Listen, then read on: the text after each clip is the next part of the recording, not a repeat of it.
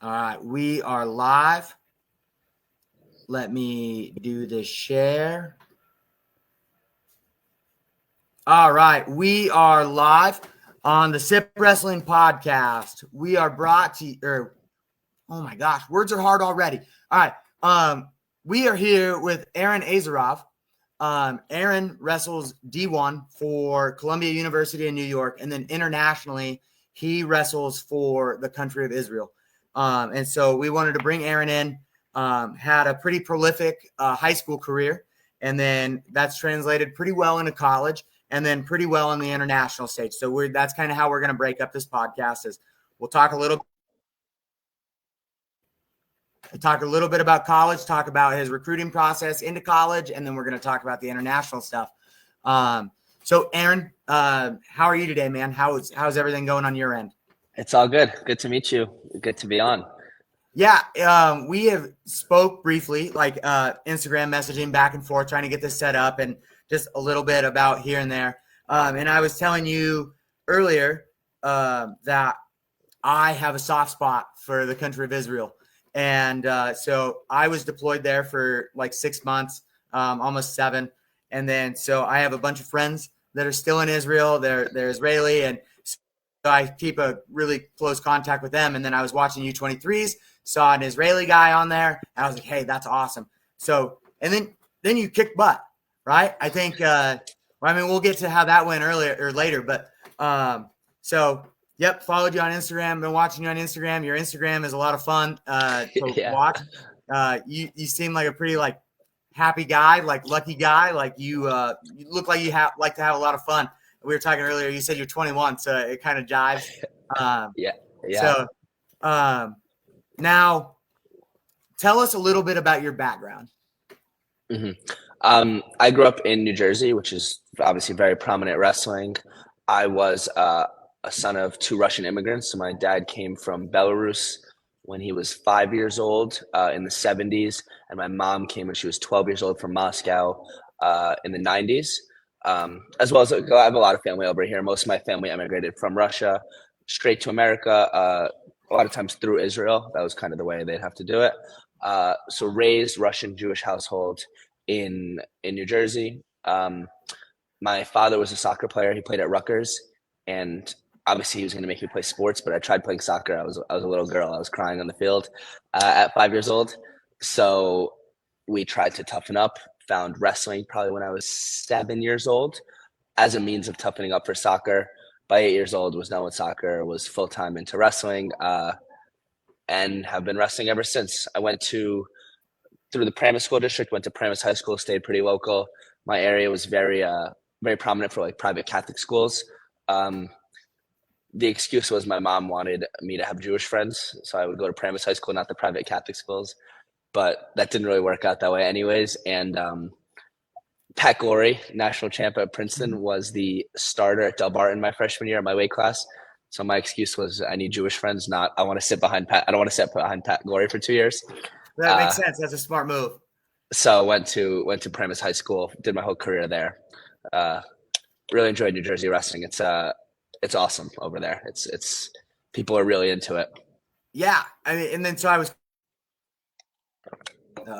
Okay, so I was doing my research. My internet is kind of crappy right now, so it kind of tuning me in and out. I was doing my research, and then like I said earlier, or kind of alluded to, like your high school career was pretty prolific. At one point, you were the number 1 wrestler in New Jersey at your weight, and then ranked as high as number 8 nationally, which is crazy because when I think of like really high ranked wrestlers out of New Jersey, I think of like Bergen Catholic and like all that. And so then I was like, oh man, there's no way he went to Bergen. And then I saw you went to Paramus, and I was like, it just shocked me. So ranked as high as number 1 in the state of New Jersey, ranked number 8 nationally. Weren't quite able to get it done and get to the top of the podium in high school. I actually did win. They didn't update my Columbia page. I've been mad at them ever since. I kept trying to make them update it. I actually won my senior year. I took second my junior year, and that's when I committed. And they made like a roster page, and they never updated it, and I like kept yelling. I'm like, "What's going on? Like, fix this! Like, I want to have the right stats, but Yeah. they never fixed it. I don't know what's going on." So I actually did win states my senior year in Jersey. Okay. So two-time finalist, one-time runner-up, one-time champ. All Yeah. right. Well, I mean, that's equally as impressive. So the other thing is I saw is you wrestled Super 32, top 5 finish at Super 32. Was that Mhm. also from your junior year and you went back your senior year, or? That was my senior year, I think. That was early senior year. Okay, So so like fifth early senior year at Super 32. yeah. And that's tough. That's a no joke of a tournament. It's probably one of the toughest tournaments in the United States, especially at the high school level. Did you ever wrestle like anything in the off season? Did you do so the big ones that we do is like NHSCA in Virginia Beach, or for folk style this year we did like USA folk style over in Iowa. And then Mhm. I know like I think we're gonna try to send some kids to Fargo. Like, you ever hit any of those ones? Yeah, wrestling was a full year sport for me. Like once I started wrestling, it was kind of no stop. So I competed. I did like cadet and junior duels a bunch. I went to Fargo one time. I lost in the blood rounds. Brutal, like 10 matches and like a blood round. I didn't even like won 8 matches and didn't even place. I beat Ben Keeter at this was at 145 back when That's he was crazy. small.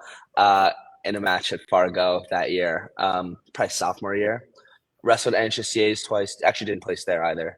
Super 2 is kind of the only really big tournament I placed in. But later on in like in high school, like junior senior year, I kind of stopped going to all the big tournaments and just focused on Super 32 and winning a state title.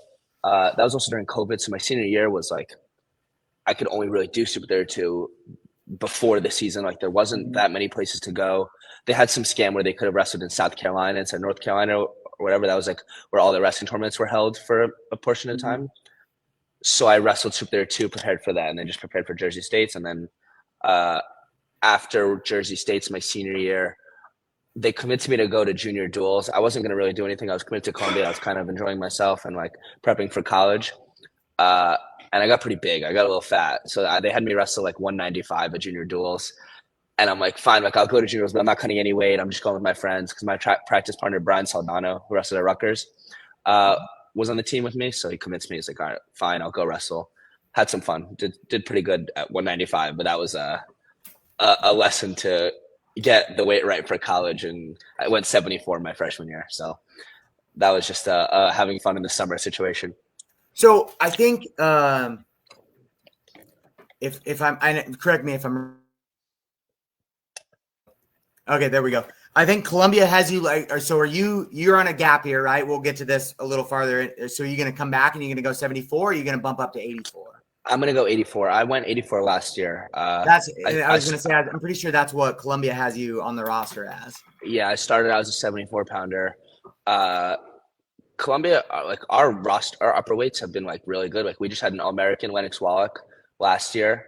I have had a bunch of really good dudes in the upper weights. So like I was in like really intense roster battles my first years at 74, and then Lennox we went to Ohio State. We always just like a really big schedule. So we'd always like go to like Big Ten schools, have like a really fun away schedule at like rested in Carver, rested at in Ohio State. And Lennox got the nod at 74 and then beat like the Ohio State like number 6 ranked dude in the country. So I'm like, you know what, there goes my spot at 74. Like no chance even trying to top that. So I went up to 84. Our 84 bumped up to 97, just kind of like worked out for us. And then I've been 84 ever since and enjoying it. I'm like a full size 84 now. Yeah, I was going to say I bet that was a good jump. So were you pulling a bunch of weight when you were down at 74? I was, but I was also a little immature. Like I was like 18, 19. So I was still a little skinny. Like I was cutting a little bit of weight, nothing crazy, but just the like chance to like mature and get bigger and put muscle on over the summer and kind of like fill into my body was really good for 84. Where like the first half of the season that I was 84, I was tiny and I was not a full size 84. But then like having a summer and getting ready to prepare to be an 84 pounder. My junior year, I was like full size 84, feeling good, put a little muscle on. Like I'm always been a tall, skinny Jewish kid, but got the like filled out for 84 now. Yeah. So we're gonna travel back a little farther back in time. So we're gonna keep talking about high school. So then so you win state your junior year. You said at what point did you commit to Columbia? It was right after states my junior year. I took second. At that point I had pretty good grades, so I kind of knew like where I wanted to look, like Ivy League schools. Living in Jersey also let me train at the NYCRTC over the summer, so I had a relationship with the team, the staff. I knew that I wanted to go to an Ivy League school at that point, so started recruiting right after states my junior year. Got a bunch of calls. Didn't really have many calls before, talking to a couple schools, odds and ends, but nothing like super concrete. After states, got a bunch of offers, narrowed down the process. This was during COVID, so I couldn't even visit anywhere. So I was excited Okay. to go on like visits, but I just couldn't. Like I there was you had no idea at that point even time like how long it would even last. So I kind of judged off of like what I knew. I knew I wanted to be in New York City. Uh, and committed to Columbia probably 2-3 months after, like maybe May, June of my junior year. Okay. Wouldn't change it for a thing. New York City, it's the best place on earth. I'm super happy to be here. So what was that process, right? Like, so you alluded to it that you were in COVID, right? Phone calls started coming in. Were like most of the offers that you were getting out, were they mostly Ivy League schools, or what it kind of looked like? It was split. I was getting interest from a couple, just schools from all over, like Ohio State, App State, like just schools all over, plus every Ivy League school, because I did a fair deal of reaching out to schools before my junior year. So the Ivy League coaches had indication that I was interested, and definitely spoke to every Ivy except for Princeton, actually, which is a little weird because I was a Jersey kid and I knew a lot of the Princeton guys, but it's okay. I have fun beating Princeton guys now. Good. Um, but I was talking to the Ivy schools. I kind of was let the non-Ivy coaches know pretty soon. Like I just didn't think that was for me. Like it was not the path I wanted to go. Spoke to Stanford, but they were in trouble with their program at that point in time too. Mhm. So that kind of option was like we didn't. I think that was the year Shane Griffith won nationals, and we didn't know if they were going to get their program back or not. It was just a weird situation. So Yeah, I where couldn't. Shane Griffith he wore the black singlet in the national Yeah, finals. Yeah, that was a wild year. They that shut was their awesome. program down. It got saved by donors. That was Yeah, but that was like during my recruiting process was when they announced that they're coming back. So like I didn't really know the situation. So I kind of had to cut that. And also I couldn't visit California. So like I've never even really been over there. Um, I've never really been to Cali. So it was hard to make a decision to even consider Stanford without being able to visit because it's so far, like such a different Mhm. lifestyle. So I narrowed it down to pretty much Ivies. It ended up being like Columbia, Brown, Penn as the top choices, and Harvard. Okay. And I really like the coaching staff really spoke to me. I had a good relationship with the guys. And New York City is just the ultimate. Like I have career aspirations. New York City is the most differentiated college experience. Like we tell recruits now, even when we get kids coming in, and like, yeah, I'm going here, here, and here. I'm like, listen, like you'll enjoy it, whatever. They might have a fun situation in wherever they're at, but nobody has it like New York City. Like nobody has it like us. Like we have the most differentiated college experience of any school, I think, in the country. Uh, and that's what drew me to Columbia. And I committed pretty shortly after. Like I spoke to a lot of coaches once again, couldn't visit, so kind of the Mhm. process was a little more condensed, um, and chose Columbia before my senior year. What was the biggest thing? So you said that you wanted to be in New York City. Um, was that your ultimate, like your big draw to coming to Columbia, or what was the thing that really set Columbia over the top from everybody else? Um, I built a relationship with the team at the RTC, so like I was a high school kid and I'd come in and wrestle Frank Chamizo at the RTC and like have Kendall Cross, Olympic gold medalist, coach me when I was 17 years old.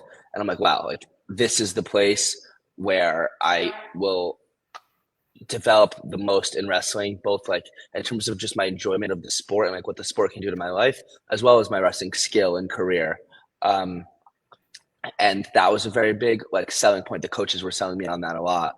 Um, I I built a good relationship with the coaches. Like it wasn't like random dudes on the phone telling me, "Hey, we want you," like the other schools were. Like I've been to their practices. I know how they coach. I know how they run the room. I know how they treated me before I was even a kid they were really looking at to recruit. Like I was there in the RC for a year before they even called me to recruit me, and they were still helping me out. Super genuine, nice dudes, and the right type of like mentors that you want to have around you when you're 18 and impressionable. Um, Mm-hmm. as well as I got a chance to meet the team through going to RTC and already developed some friendships with older guys. It was just super welcome, such a great system, and I've seen it, and that's kind of the decision that's what prompted my decision. But I've even seen over the past 4 years develop and grow through new coaches, through a lot of changes, and like the core group of the team's relationship with each other is super differentiated. Uh, I think in the college wrestling landscape, and like that was such a big draw to me then, and it's such a reason of my gratefulness for my college experience now is how our team interacts with each other, how we support each other. But it's like a senior. I mean, a senior's got to beat up the freshmen when they come in the room. Like you still got to send a message, but it's for the better. It's like it's not hierarchical. There's no bullying. Like it's very like supportive and both wrestling and non-wrestling. Like in career pathways too. Like I could call up any senior when I was a freshman and ask any stupid question, and they'd give me like really detailed help and like be really engaged in helping me. And like I could even still do that. I could call dudes that were on the team 6 years ago and call them up right now and ask them any stupid question, and they'd still give me really, really detailed and uh, like a helpful conversation. And I kind of knew that was the case before I committed, just being around the team, and that was a super big self to me as well. So you're also a finance major too. So that's, I mean, being in New York, I mean, that's kind of like the prime real estate for job experiences. Um, so what is your work life? Okay. Ivy League school, obviously, academics is huge being at an Ivy League school. So what's your normal day-to-day routine while you're in school? I know you're in a gap year and we're going to kind of touch on that in a little bit, but like, so during season, during competition, what is a normal day-to-day like for somebody like you? Yeah, I would say there's more of a school commitment than I would assume around the rest of the country, but wrestling takes up 90% of my stress and school takes up 10%. Like there's nothing harder than wrestling. School, you can get done. I'm a pretty bright kid. Like school is not uh, the hardest thing for me, I'd say, but you got to get a lot of things done at Columbia. But like that gets done somewhat mindlessly. Wrestling needs 100% intensity, 100% focus every moment of every day. So like you wake up, go to practice right away. I'll run you through the day. Like our coaches very much value sleep. So we have practice at 10 a.m. and you're not supposed to do anything before then. They want you to sleep in, get a good breakfast, like show up to practice, like ready to roll and just feeling good. After 10 a.m., it's kind of a crunch. Like 10 to 12 is practice. And college wrestling practices are hard. You're pretty destroyed after.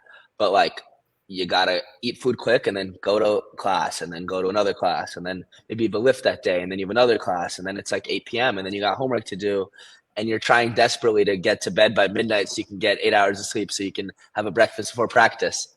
So there's a lot of time management that comes into being an Ivy League wrestler and student. But you can't complain about your blessings, like I'm blessed to be so busy and have so many responsibilities on my plate with the schoolwork and the wrestling, because I wouldn't have it any other way, like I gave a good speech after or like an interview after I won EWAs 2 years back, and they were asking me about like what it feels like what it means to win EWAs, and I'm like, it's really valuable and like meaningful to beat your competitors that are really sprinting as hard in life as you. So like the Penn guys, the Princeton guys, the Harvard guys, like those dudes, I know they're also working really hard at everything. They're not just wrestling video games or like wrestling nap all day long. Like the Ivy League experience as a student athlete is super, super hard and stressful and demanding. But that's why it makes it even better to succeed and even sweeter and even more motivating to push through it. Because when you beat a Princeton guy, it's not like you're beating a guy who goes to just a regular school. I won't name schools, but just a regular school that all they do is wrestle. Like, these guys also are trying to kill it. These are the best of the best in every avenue of their life. And after wrestling, we'll be friends. Hopefully we can make money together. But right now, like, you want to take out really worthy competitors, and just end all be all. Like, you can't complain about those blessings. You know, it's hard. Obviously, wouldn't do it if it wasn't hard. Everyone would do it if it was easy. But it's very fortunate to have such a busy and like strenuous day.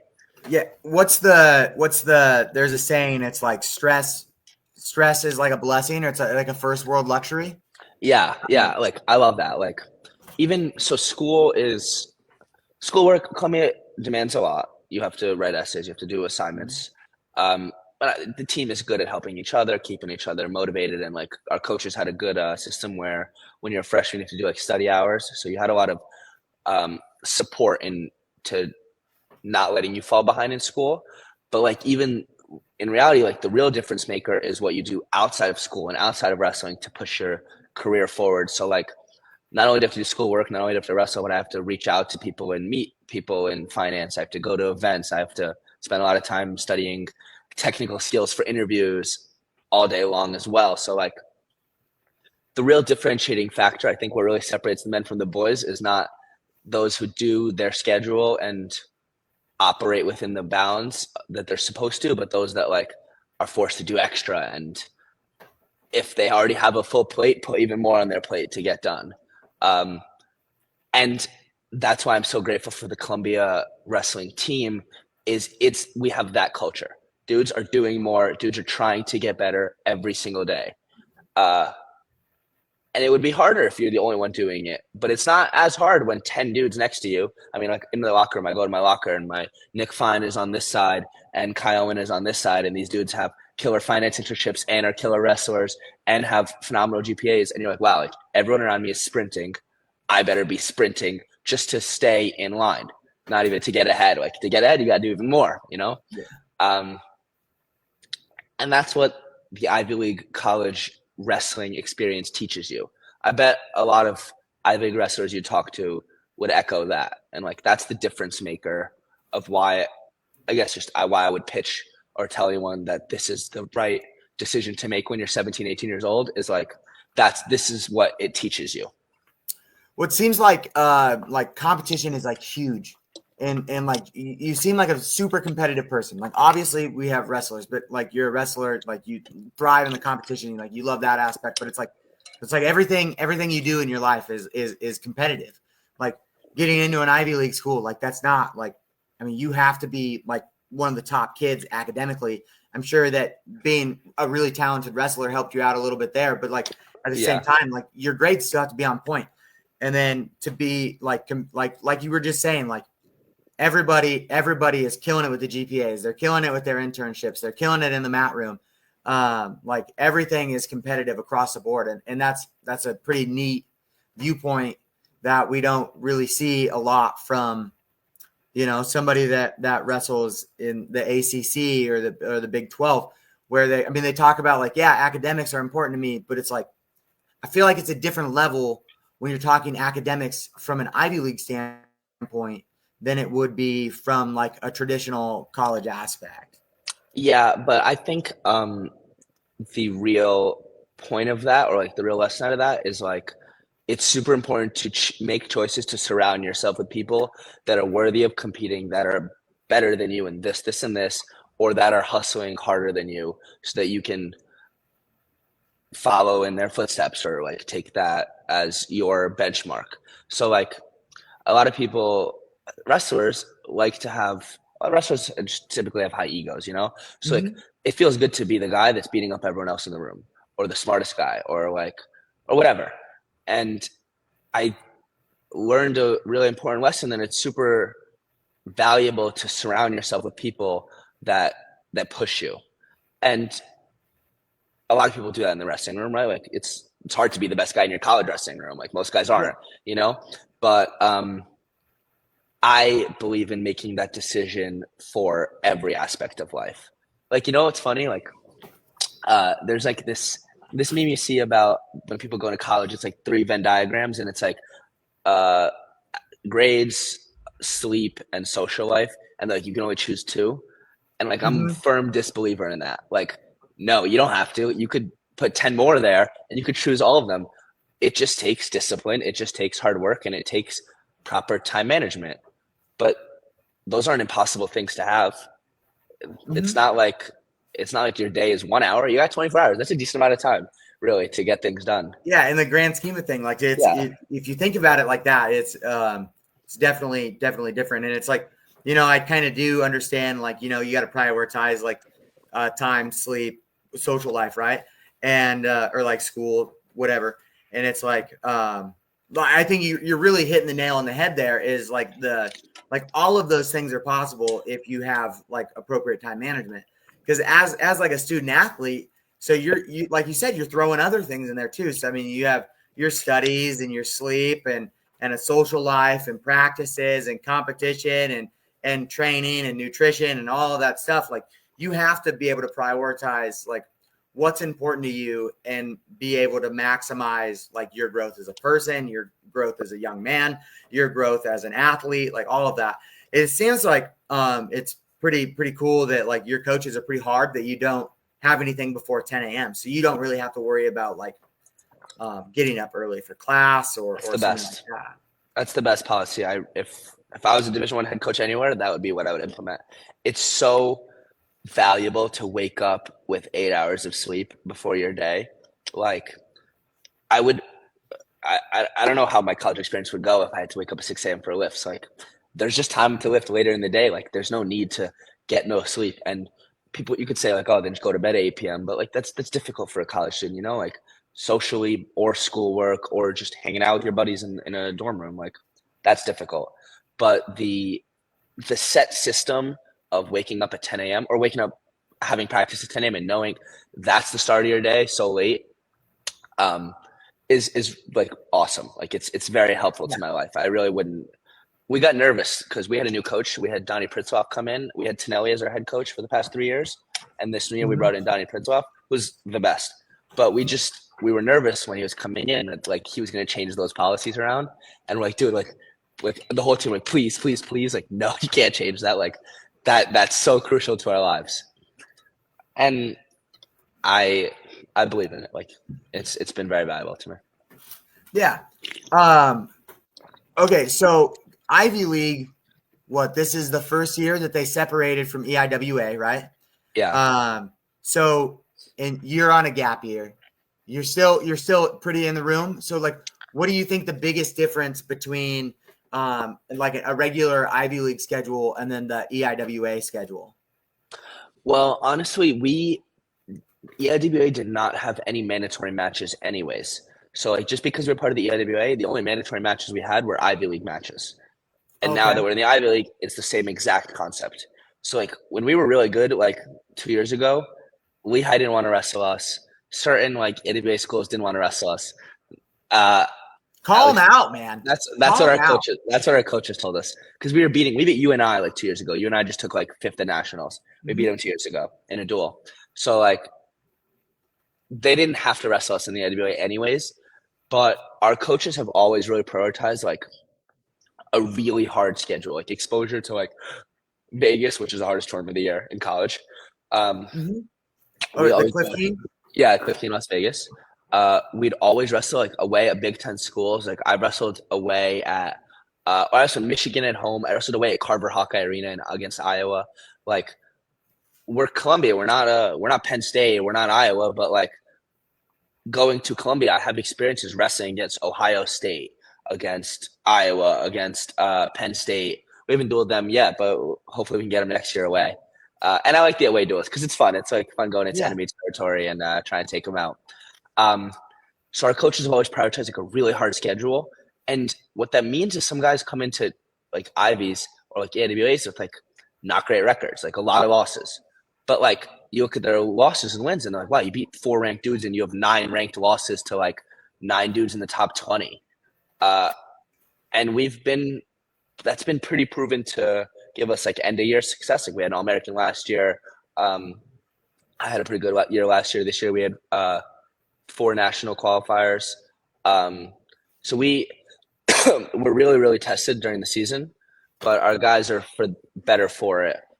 Both in wrestling, like getting the experience of wrestling really good dudes so that you're ready to wrestle at the end of the year, but also like memories. Like I wrestled away at Carver Hawkeye Arena. Like there's value in that just in terms of like the stories and the cool wrestling experiences. Like that helps my relationship with the sport where like, and I actually won at Carver. Like, that was awesome. That was like, one of the coolest wrestling memories I've ever had. I wrestled Aiden Riggins. He, okay. It wasn't one of their top 10 dudes, but it was fun. It was awesome. No, I mean that's a good win. I think he just hit the transfer portal, didn't he? Like, I don't know. I think he wasn't at Iowa this year. Now? I think he's at Iowa State now. Yeah. I'm an Iowa guy. I like Iowa. So that was one of the coolest memories of my wrestling career is wrestling away at Iowa. Like, it's crazy. Like wrestling at Carver is crazy, and I'm so happy that choosing to go to Columbia, like I get to wrestle away in Iowa. Like, just in terms of my enjoyment of the sport, it was awesome. Yeah, I mean that's definitely like especially in like in the college wrestling world, like wrestling at Carver or over in Penn State, like those are like marquee places just in the landscape. So I mean, it sounds like you kind of hit it. Is where like you look at a lot of like the guys from Columbia and like their records aren't like overly impressive, but like I didn't realize that was the kind of schedule that you guys were wrestling. So when you think about like and I don't mean any offense by this, like even when I think about like Ivy League wrestlers, like Columbia University isn't the college that I think about. I mean, you really think about like Princeton, maybe Harvard, Penn, like those guys. Like you don't really think of Columbia as like there. But I mean, like that's awesome. I mean that shows that like you guys are like eventually like in your end goal more than likely is probably to be an All-American, right? Or at least collegially. And then so it's like national champ. A national champ, right? So you're gonna have to beat these guys anyways. So it's like why not put these in the schedule in their home field and get them when they're at their toughest, right? That's the best environment for them instead of catching them at like NCAAs where it's maybe a little more of a neutral ground. But like at the end of the day, like you're going to have to go through the meat grinder of the NCAA tournament irregardless to get there and ultimately achieve your goal to be a national champion. We are not Penn State, so we don't have the luxury of coasting through a year and getting ranked number 3 in the country or number 1 in the country without having to beat that many dudes. Like we're Columbia, you have to understand what that means for being Columbia, but that you can win anywhere. Like we had an All-American last year. Harvard has a national champ. Princeton has a national champ. Penn's had a national champ.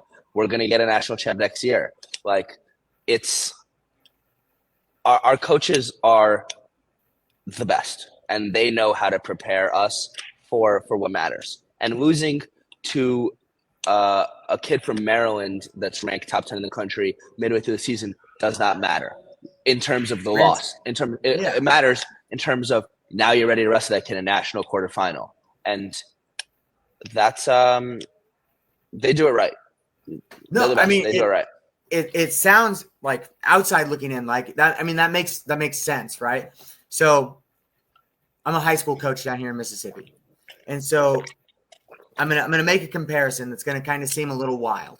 But so for us, like one of our coaching philosophies is like we can stay and wrestle in Mississippi where we're for the most part dominating, or we can travel outside and we're chasing competition. So like this year, my high school team we wrestled from Louisiana all the way into Florida down to Orlando during our regular season. So, I mean, we're chasing competition at the same level. So it'd be like you guys going into Carver or wrestling in Michigan or wrestling those tougher guys, because like what's the big benefit in the grand scheme of things for you guys to stay and just wrestle an Ivy League schedule?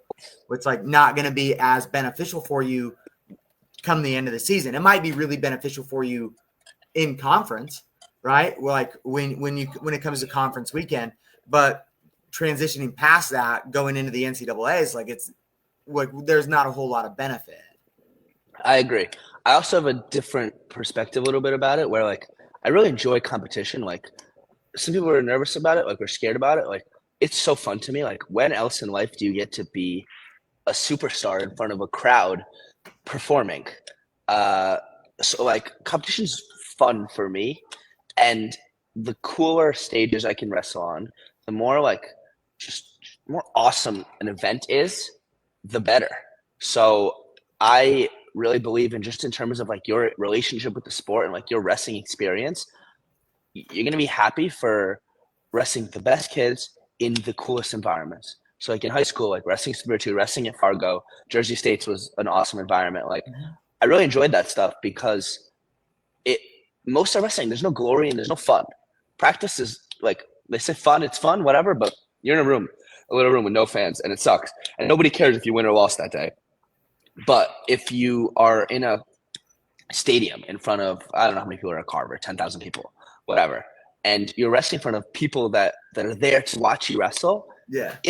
It's fun. Like it's super cool. And you just leave the sport sometime everyone's done with the sport. And it's better to leave this world with really fond memories of like really cool things. And in high school and college and international, like I'm really enjoying that part of the sport of like competing in cool places. The harder the better, you know, like it'd be awesome to wrestle in the middle of Dagestan. Like that'd be awesome too. So that's kind of my perspective on it. Like it's really cool to do those type of things and have those experiences in wrestling. I feel like wrestlers are kind of unique in a mindset where, well, I mean, in a lot of mindsets, but it's like there's never a whole lot of just satisfaction. So it's like we hit our goals, like we set these goals and they're huge. We set big, lofty goals. We hit our goal, and then it's like, okay, what's next? Bigger goal.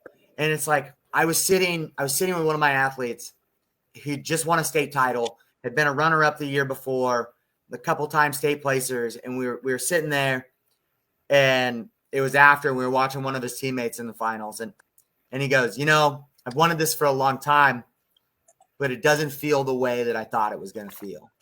And I was like, because you're not done.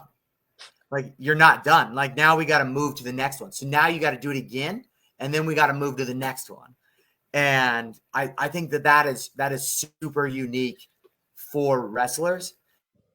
So like, what is like a goal that you've set or like set for yourself and then hit and just been like, okay, what's next? In New Jersey high school wrestling, like winning a state title, there's so much. Every single kid out of the thousands of kids that wrestle in New Jersey from 5 years old on dream about winning a New Jersey high school state title. It seems like the pinnacle. And there's so many dudes that have won New Jersey state titles and kind of not gone on to do anything afterwards. And even still, they're remembered as legends of New Jersey. Like nobody cares. It's like Jersey state champ. That's the pinnacle. It's very hard. Jersey wrestling is very hard. You have to beat a lot of really good dudes to get there. But I won my senior year, and it felt awesome. It felt like a really big weight off my chest. But then you get into a college room on day one, feeling like you're a state champ, ranked high in the country, and everybody beats you up really badly. It's like you walk in on day one, and this senior is pushing you into a wall, and you can't figure out how to get off the wall. You're like, holy shit, like, you got to let me out of this corner. I can't do this anymore. Like, you almost break. And right away, you have a decision to make there of like, you know what? Am I going to rest my morals? I'm done. Like, I accomplished all I wanted to accomplish in the sport. Now it's too hard. I'm done. Or you make your mind up. You're like, you know what? It's going to be a really long process, but there's more to do. There's bigger and loftier goals, and you're starting from a little farther away from those goals than you thought you'd be. Because once you win in high school, you're like, oh, you know, it's the same thing in college, but it's not. It's 10 times as hard. And I think that I made the right decision by kind of sticking through it and being like, you know what, whatever. I'll give up every takedown in the room for the first 6 months, but I'll figure it out. I'll get one. And then next year, like, started winning a couple matches, or whatever, next month, started winning a couple matches in the room. And then, like, you learn that the same principles that got you through high school wrestling, which is the man who works harder and believes in himself more wins, still apply. Like, the world isn't different. You're not playing a different sport. It's just way harder, and you got to work even harder. You got to believe in yourself even more, and you got to do even more of the right things. But it's very illuminating, and it's a very big decision that people have to make in their own minds on day one of college practice after a successful high school career. And you see it all the time. And now on the older side, it's funny. My coaches tell me when freshmen come in the room, make sure you punish this freshman right away. You need to drown them right away so that they can make a decision. Because I think that if they come in thinking it's too easy and their first sign of it being super, super, super hard is the first competition, that's not the right way to do it. So, like, seeing both sides of it now, like, I'm thankful for that, the ass beating on day one I received in college, but because it opened my perspective, and I'm like, you know what, high school is good. Nobody cares anymore. On to the next. And that was a very mind altering moment at that time. The first practice of college, day one. Cool. So you talked about wrestling in Carver, and what is it? So what is like the pinnacle moment that you've had so far in your college career? What is your favorite memory of wrestling in college so far? We're not done yet, but what do we got so far? It would be winning EIWAs and wrestling in nationals last year was super, super cool. Like, wrestling in nationals is nothing like I've ever done before. You walk out in the first match of nationals and you shake the guy's hand, and or before you even shake the guy's hand, you and your first round opponent both get to the middle and then both look around. It's too intense not to stop for a second and look around. Or some guys stare directly at their feet and don't enjoy the moment at all. But I think that's probably not the right way to do it. So wrestling at nationals was super, super cool. It was just super intense, and that was a really fun experience in wrestling, as well as wrestling in Carver was awesome. Winning in Carver is even cooler because I don't know. I got made fun of for it, but I blew a kiss to the crowd after winning, and we lost the duel 36-3, and it was probably in bad taste, but I didn't do it because I'm a big asshole. It was just fun. Whatever. We're playing sports, it's fun. Yeah, you get a win, you blow a kiss, whatever. They yell at you, it's even more fun. You walk off. Who cares? So that was a really awesome moment. Yeah, sometimes it's fun to be the bad guy, or play into the adversary.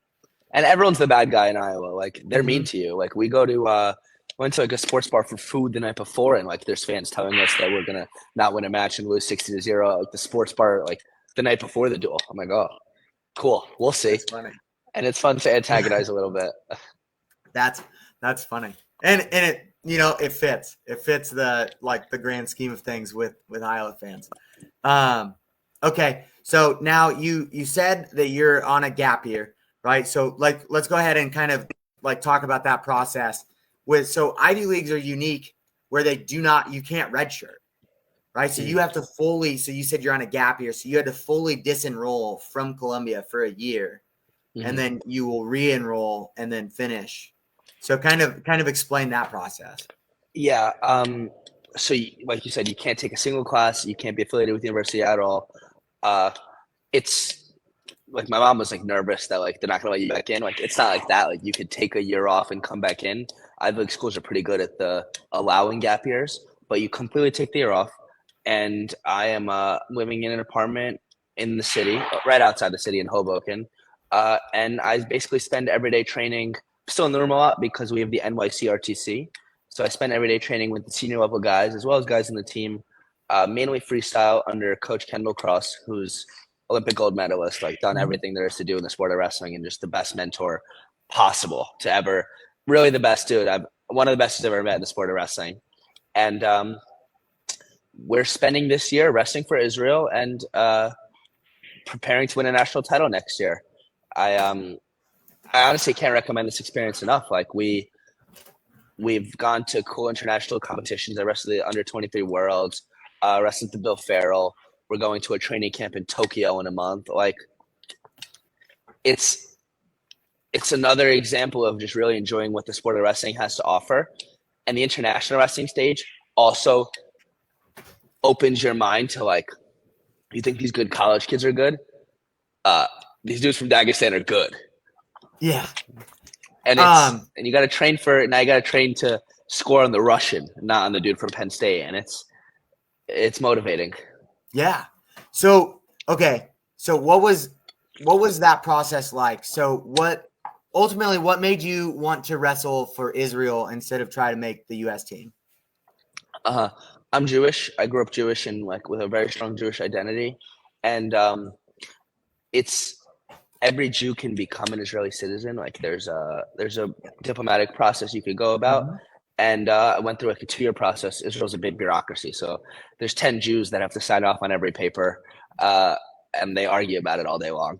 That's how it works over there. So I went through like a process, went over there to train with their team, kind of prove that I am capable of wrestling on their team, had to prove myself, not exactly a defined wrestle off, but something of the sort for a week. Earned the spot on the team. And it's just such a dream of mine to represent Israel. Like that's my family, my culture. America, I'm very, very pro America. I love it. I love living in America. It's the best country in the world, but it's meaningful to me to represent Israel, represent my homeland. My whole community is super, they follow along very, very strongly. Most Jews are not used to seeing very strong athletic Jews out in the world. And I think it's very valuable to provide an image of a strong, athletic, courageous Jew in the world, especially at a time like now. And I can't say I'm very political, but just that message of just representing Israel is very, very meaningful for me in the wrestling sense and also in just like a personal and spiritual sense. So are you a dual citizen? I am. I'm American and Israeli. Did they waive your 2 years mandatory service? Yes, there's a process that you have to go through if you're like, I'm representing Israel in sports and I live in America, but I'm a citizen. They waive it as long as I don't live in Israel for like over 180 days for the next 10 years or something, which I'm not really planning on. It's waived. Yeah. Okay. My mom was very worried about that. Yeah.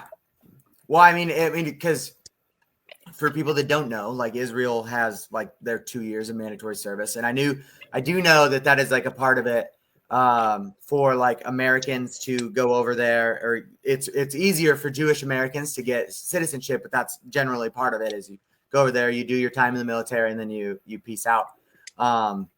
Yeah, but they want their Ministry of Sport has they want to represent Israel well on the world stage athletically. So not that they make exceptions, but they're willing to they're very willing to go out of their way to help you if your goal is to represent Israel on a world stage athletically. So with USA Wrestling or like UWW making the push with transfer athletes, how is that affected you at all or not really? Not really. They started making these rules kind of right after I transferred, but I actually didn't transfer. I never had a USA Wrestling UWW license. I've had a USA Wrestling card, but it's not exactly the same thing. Like you need to be registered to UWW, and I've never competed on a world stage for America. So I was technically, I'm not even a transfer. I'm just Israeli representing Israel. So it didn't affect me. I think it would probably be even more difficult. Like they're implementing these rules right now that might make it more difficult. But personally, like it was okay. So last year, U23s were where? Serbia? Albania. So 2-2, right? You went 2-2? 2-1, actually. I took 8th. I lost to it in the quarters. Oh, okay, that was it. And then didn't get the rep change. He lost in the semis. And that kid ended up taking bronze. He's pretty good. The Moldovan dude. Yeah. So what was that experience like? Was that your first big experience wrestling on a world stage like that? Yeah, it was. I was just trying to soak it all in. Like Kendall was with me, and my coach Valentin Kalika, who just recently left the NYCRTC, but was a big uh, help in my wrestling career. And they're with me. They're very experienced internationally. I also brought my friend and training partner Jack Waymeyer over with me, so I had like a support system that would tell me where to be, how to operate. But it was insane wrestling for Israel to Mm-hmm. uh, at Worlds. Like it was it was so meaningful. I had so many messages from people at home texting me good luck, just calling me on the phone, worried. My mom like, uh, make sure that you're safe. I had a security guard with me. Israel hired a security guard to stay with me everywhere I went, uh, because of it's I guess kind of dangerous over there to be representing Israel. Um, but the wrestling was the highest level of wrestling I've ever seen. The guys that you have to compete against and prepare for are really, really top notch dudes. Like I wrestled a first round Kazakhstani national champ and took him out, and wrestled a guy from Slovakia. And then I lost, I beat him, and then I lost to a Moldovan dude who just took fifth in Euros seniors and is like super, super good. And I lost 5-4, a really competitive match. Mm-hmm. Um, so getting like a taste of that international level competition is super motivating. Where I have one more year of U23 eligibility left, and I'm planning on coming in and trying to take a medal. I've been all freestyle all year. Like I'm gonna be ready to go for it next year. But just, So okay, go ahead. Go ahead. I'm just Sorry. saying, just soaking that experience in was insane. We were sitting on the bus with the Russian Dagestani crew, and like you got to be able to cautious representing Israel and talking to people because you don't know what they believe. Mm-hmm. So like I wasn't allowed to sit next to the Iranians and like or the people from Jordan. Like it was just I, it was okay. Like I'm sure they'd be fine with me individually, but it's no reason to really create scenarios when there's no Mm-hmm. need. But like hanging out with the Russians, I spoke Russian, so they were all very friendly with me. They were inviting me over to Dagestan to go train, and it was it was so cool. Like just seeing wrestling around the world and going to meet people. We met people in Japan, and now we're going to train in Japan because we met some Japanese dudes on that trip. Uh, so that was an incredible experience. I couldn't say more positive things about it. So you're not competing this year at Worlds. I am. I'm planning You U23 are. Worlds. It's in October, so Oh, next okay. season. Okay. Yeah, because I was looking and I was trying to browse while we were talking, and I was like, I don't know, I couldn't find you as one of the registries for U23 or as a representative for the Israeli team, and I was like, oh, I didn't know if you like didn't make the team, you were taking a year off, and then which led me back to you were taking a gap year from school, and I was like, oh, maybe there's some recovery that's happening. Um, I was recovering through injury for U23 Euros. I was supposed to U23 Euros, and that unfortunately, was it. yeah, I got a little tweaked up, so I couldn't make it over there. I mean, you got to be 100% ready to go Mhm. wrestle in the Euros. It's pretty intense. Uh, but for U23 Worlds, I'll be there. 86 kilos for So Israel. do you have to do a qualification process to qualify for Worlds there, or you're just going? I'm just going. There's there's not many people in Israel that are vying for that spot, and if they would make me wrestle off, I'd go do it. But I think it's just mine. Okay. So how much of your training? So you've told me that you primarily do most of your training in New York. Mhm. How often do you have to go out to Israel to do any training? I never have to go, but I'm always invited there. Like just as a young Jewish kid in New York, someone's always willing to fly you to Israel for free, some group or some whatever. So I've gone basically every summer for the past like 6 years. I've gone to train there 3, 4 different times. I'm gonna try to make it out over there to train for a week, but you more go there for the experience and less for the training. My best training is at home right here in New York. Like I have some of the best partners in the world. My partner Avto Kenshaze just won a senior world title this year at 79. So like I have the best coaches and training partners right here, right home. So did you do a birthright trip? I did. That was awesome. Yeah, I went with How one of my friends. how long were you over there for it? 10 days. 10 days? Yeah, but I've been to Okay. Israel, I think probably 8 times now. Like, I try to go as much as possible. You're never alone in Tel Aviv. You know, you always got No. people. You always got people in Tel Aviv as a Jewish kid. Yeah. I mean, you're never alone. Like even as a non-Jewish kid, like you are never Yeah, alone in Tel Aviv. Tel Aviv is yeah, a great time. yeah. Um, I mean, we probably hung out in different parts of Tel Aviv. There was a bar in Tel Aviv right next to the American Embassy called Mike's Place, Uh-huh. and that's where we frequented because it was Bunch, open. It was open like I mean, it's mostly the Americans that work at the embassy over there, yeah. but and then it was also open on Shabbat. So when I was over there, we had a food contract while we were over there. And so when they celebrated Shabbat, like our last meal that we received was like Friday at lunch, we would get lunch, and then we would get lunch again on Sunday.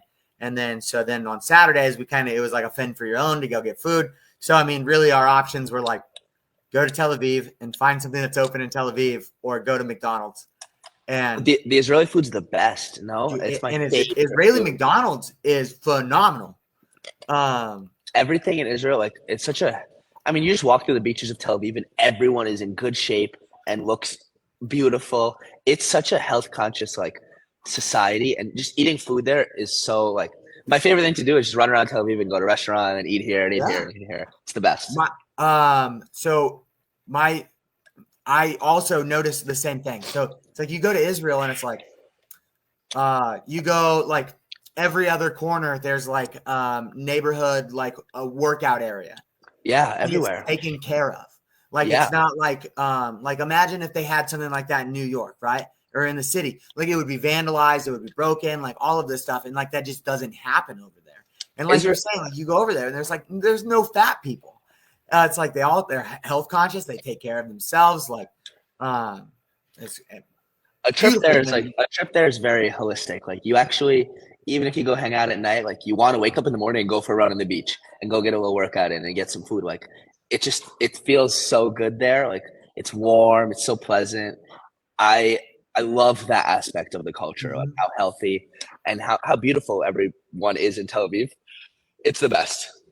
I think there's like a misconception, and like I don't want to get too political, but like I mean like with the conflict that's happening with Palestine, um, like that is a pretty normal uh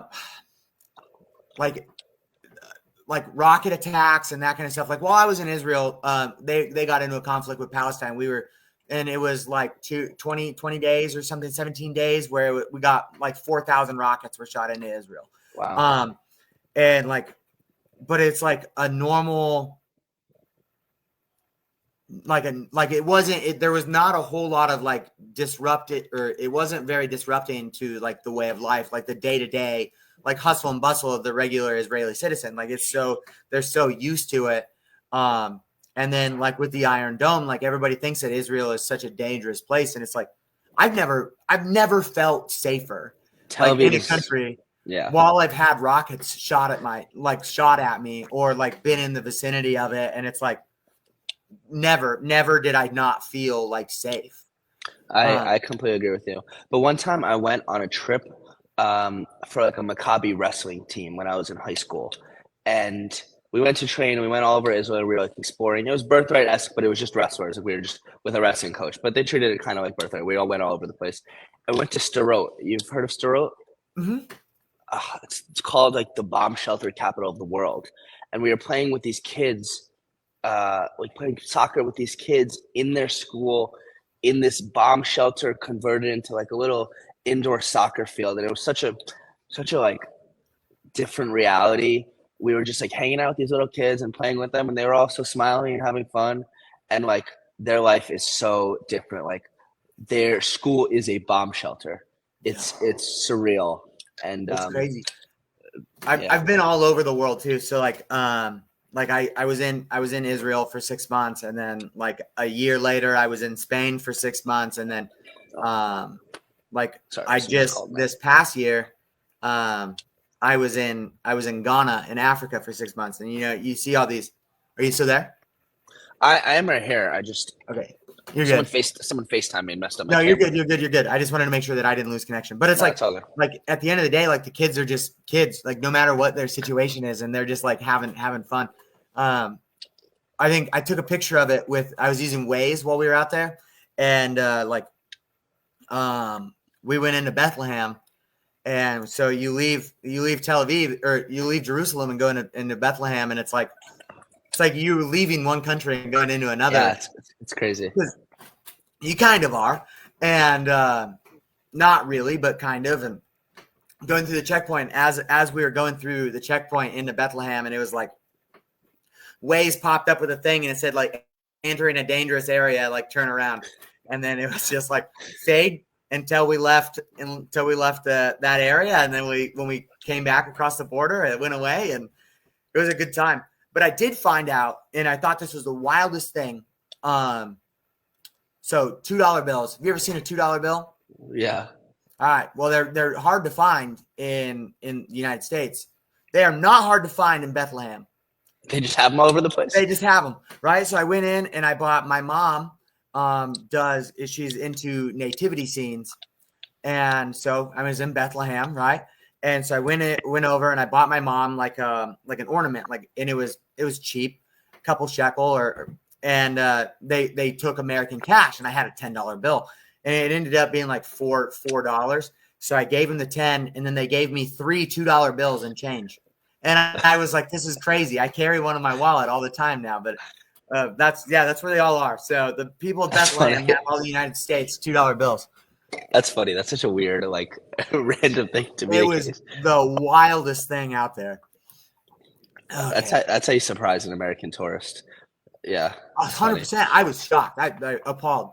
The dude in Bethlehem was like, "Why is this guy so surprised?" Yeah.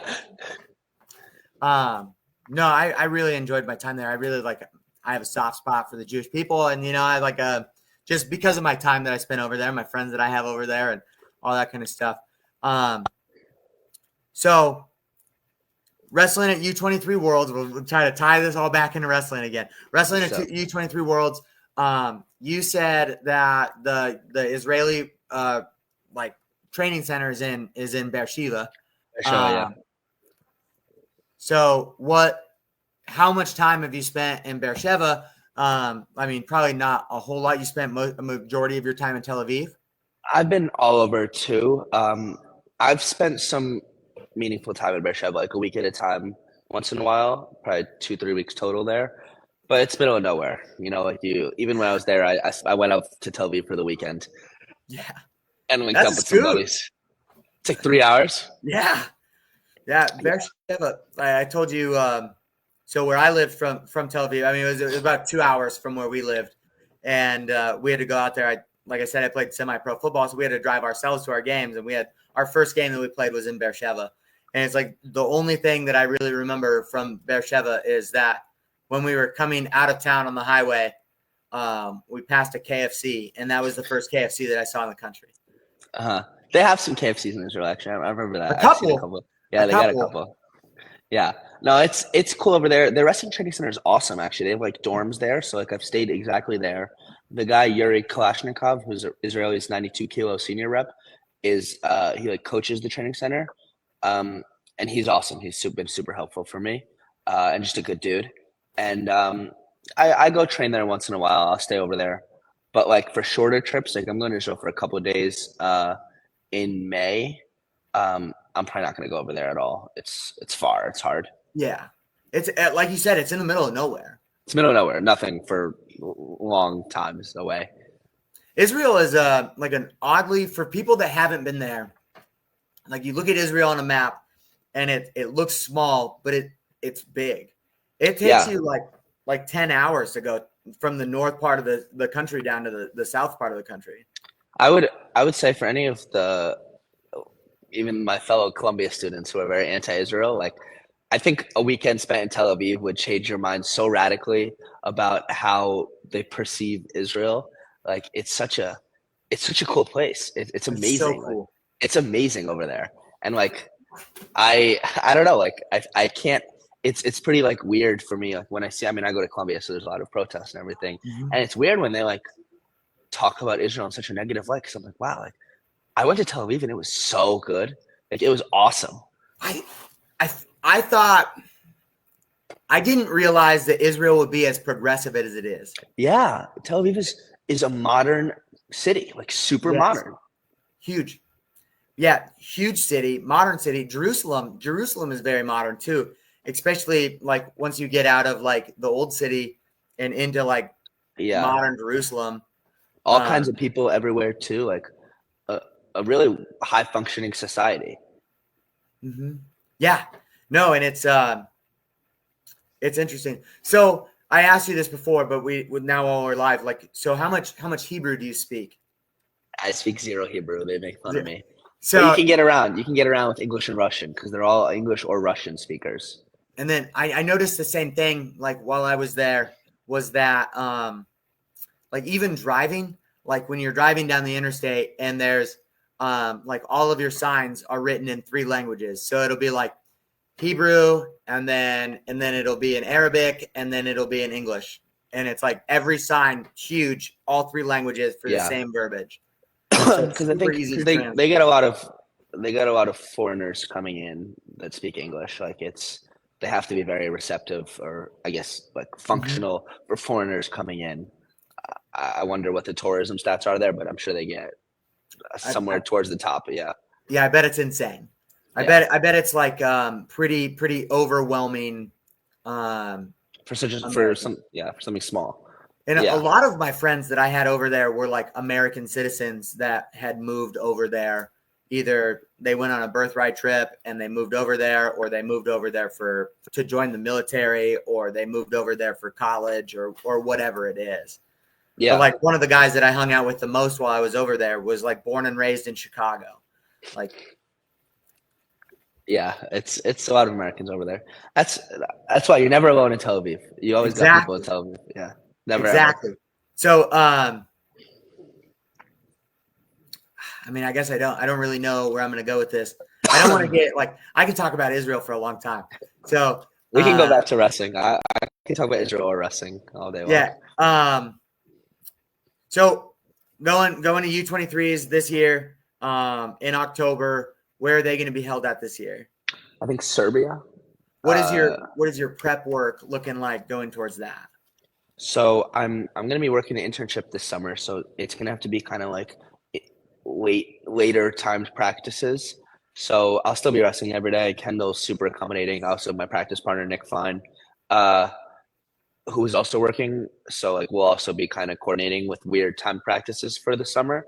But it's full steam ahead till there, like freestyle every day. We're going to Japan for a 10-day training camp, um, where we're gonna wrestle with some really nasty dudes, I'm sure.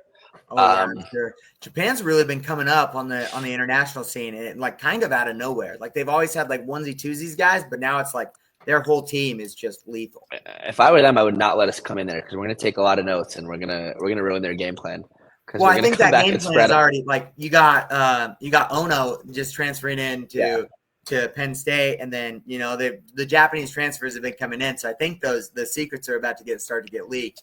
we got to roll with Ono a little bit. He came over by us. His snap is ridiculous. He snapped it in my face so hard. I'm like, wow. We were drilling How because he's small. He's very small, but Yeah, it's so fast. Like it's ridiculous. he seems just like a character, just a Yeah, he's character to cool. be around, like He just a doesn't have cool. much English. No, he's not very good English, but No, no, not very good at all. did you But listen to him on Flow? yeah, yeah, he barely speaks It's English. funny. But we just had him show us stuff. I was thinking, I'm like, dude, if I were you, I would not go showing the world this because you just smashed everyone with this, and it's not going to work next year because you just showed 1,000 people it. Dude, But I mean, I feel so like Ono is running on a philosophy. It's like, I'll tell you what's coming. You still have to stop it right now. And I know. like that guy just seems like he is living his best life and is just such a fan of the sport and is just constantly like just having fun and just in a situation where he's having a lot of fun. I think that's the right way to do wrestling is to go and enjoy everything that the sport gives you, and that makes you end up being better at wrestling because you learn more, you're more confident in yourself, you're more comfortable on the mat, and like I think that's the right philosophy around wrestling is to go and enjoy everything that it Yeah. can bring you. Yeah, man. So what are you most looking forward to? Like, so going to Serbia in October is probably going to be really cold, but what are you like looking forward to the most out of that? My dad is turning 50 and he's having a group of like 15 of his boys uh, fly out to Serbia and go watch me wrestle in Serbia. And then they're whatever doing a little party somewhere in the middle of nowhere in Serbia or Hungary. But they're coming like 15 dudes deep. I'm gonna get them all Israeli wrestling t-shirts and come watch me wrestle. And I'm super excited about that. Like That's awesome. people are different. People support you differently when you're wrestling for Israel. It hits them deeper. So like wrestling for Colombia is awesome. I love it, and people support me. I have a very good support system, but people are just like super radical supporters when you're representing Israel, and Well, that's cool. yeah, and there's like you probably get a lot of like around the world support because Yeah, I I mean like do. they're not just like Jews like from Israel or from the United States. I mean, you have German Jews, Russian Jews, Polish Jews, like all over the place.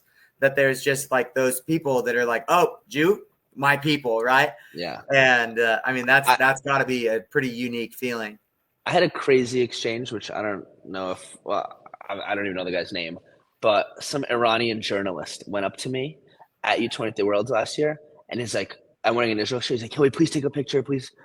I'm like, sure, but like, are you sure? Like, you're an Iranian journalist. You can't like do this. Like, this might be a big problem. He's like, I love Israel. Let's take a photo. And I took a photo with him. And I told my parents about that. They're like, are you sure he wasn't trying to like get information on you? Like, it's pretty crazy, but there's support even where you wouldn't think there's support around the world. Yeah, and I feel like wrestling is one of those sports where sometimes like worldviews are kind of set to the side and everybody just kind of like respects each other's craft. Like wrestling is huge in Iran. And it's like Jordan Burroughs has talked about like how he loves to go to Iran because like and he's treated so well while he's there because of his stature as a wrestler. Yeah, Um, and then the Russians have their like wrestling's huge in Russia. Like those guys are treated like celebrities. Like I like that's one of those like I don't think that there should be a whole lot of politics in sports. Is because at the end of the I day, agree. this is where we help come to like sports is what brings the world together on a world stage and like leave the political bullshit like out of it. I agree I with mean you that's just heavily. my Yeah. opinion, but yeah, I mean, like that's definitely got to be a unique situation because Well, it's that's not like I don't know. It's what we talked earlier about transfers, but it's not what like there's like animosity or not even animosity. It's so somebody the average viewer would look at you as a young Jewish man that's wrestling for Israel differently than they would look at somebody like RBY that's wrestling for Mexico. hmm Like I feel like those are almost like two different viewpoints where it's like one's like a cultural thing like RBY might be Hispanic but it's like the dude's been in America his whole time kind of like maybe a stretch to be a Mexican citizen or whatever and it's like did he go there because he couldn't make the team in the US or is it like did he really want to go there Yeah, I know um what you mean. I I know I what don't you know mean, maybe but it's a that's why long-winded way to get there But that's why I really believe in like showing an image to the world of a strong, courageous, and like respectful, positive light of an Israeli wrestler. So like there's some eyes on me when I go to world championships. Like I can't leave the dining hall messy. Like, I have to be super respectful of everything of everyone and everything around me. And I'm okay with that. Like I'm not a very messy or rude person, I would say. So like it's okay. Like I'll take the extra precautions and necessary care. But like it's very important to me to like project a very positive image of an Israeli person and Israeli athlete. And like you never know what that's going to do in the world. Like it's just good for the world to but project a positive image of what I'm trying to project. yeah um Man, I had a question for you, and I don't really know where it is. I don't really know where it went. But so I'm going to go ahead and I'm going to wrap this up. We've been going for a little over an hour. We're at about an hour and 15 minutes. It's been great. Yeah. So yeah, Aaron, we really appreciate you coming on. We're really looking forward to watching you wrestle this October at U23s. I'll definitely be rooting for you. And then really just any last things that you want to say before we shut this down? Yeah, I appreciate all the support already, but if people are willing to support more directly, you can donate to Columbia Wrestling or the NYCRTC on Instagram at CULionsWR or at NYCRTC, or you can reach out to me directly if you want to support the Israeli Wrestling Federation. I don't think we have a defined Instagram, but there's a group of people that are helping the Israeli Wrestling Federation around the world. And if you want to join and support, you can reach out to me on Instagram, and I'd love to help get you in touch with the right people. Yeah. So I already went ahead. And so in the description of this podcast, so you're going to find Aaron's Instagram. You can also find Aaron's Instagram through my personal Instagram. And if I haven't already, I'll follow it with the page's Instagram or the pod's Instagram as well. And then Columbia's Instagram is also linked below, and the New York RTC. So all of those links are in the description. And so all of those links that Aaron just talked about, you can go ahead and find them right there. Awesome. Awesome, man. I really appreciate it. I've really enjoyed talking with you, and wish you nothing but success, and looking forward to watching you compete next year in the NCAAs, and then watching you compete on the world stage this October, man. Thank you. Thanks for having me on. It's been a pleasure. All right. And for everybody else, we'll tune in next time. I think we're going to take a little bit of a break for a little while before we come out with another episode. But until then, let's wrestle, Mississippi.